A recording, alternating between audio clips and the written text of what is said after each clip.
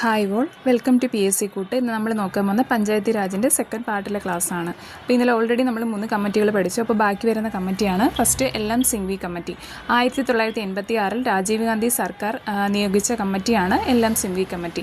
പഞ്ചായത്തി രാജ് സംവിധാനത്തിന് ഭരണഘടനാപരമായ അംഗീകാരം നൽകണമെന്ന് നിർദ്ദേശിച്ച കമ്മിറ്റിയാണ് ഇത് LM Singhvi committee. Next important ആണ് PK തുങ്കൻ കമ്മിറ്റി.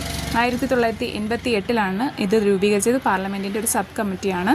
പഞ്ചായത്തി രാജിന് ഭരണഘടനാപരമായ അംഗീകാരം നൽകണമെന്ന് തീരുമാനിച്ച കമ്മിറ്റിയാണ് PK തുങ്കൻ കമ്മിറ്റി. നെക്സ്റ്റ് ഏതാണ്? ഗാഡ്ഗിൽ. അപ്പോൾ ഇത് പ്രീവിയസ് ക്വസ്റ്റ്യൻ ആണ്. പഞ്ചായത്തി രാജിന് ഭരണഘടനാപരമായ അംഗീകാരം നൽകണമെന്ന് തീരുമാനിച്ച കമ്മിറ്റി അതേതാണ്? PK Thungon committee. അടുത്ത നെക്സ്റ്റ് ഗാഡ്ഗിൽ കമ്മിറ്റി. 1988 INC നിയോഗിച്ച കമ്മിറ്റിയാണ് ഇത് ഗാഡ്ഗിൽ കമ്മിറ്റി. പഞ്ചായത്ത് രാജ് സ്ഥാപനങ്ങളുടെ കാലാവധി 5 വർഷമായി നിജപ്പെടുത്തണമെന്ന് നിർദ്ദേശിച്ചു. ഇതിൻ്റെ നെക്സ്റ്റ് പാർട്ട് നാളെയാണ്. പഞ്ചായത്ത് രാജിൻ്റെ ഘടനയും പിന്നെ 73ാം ഭേദഗതി. Thank you.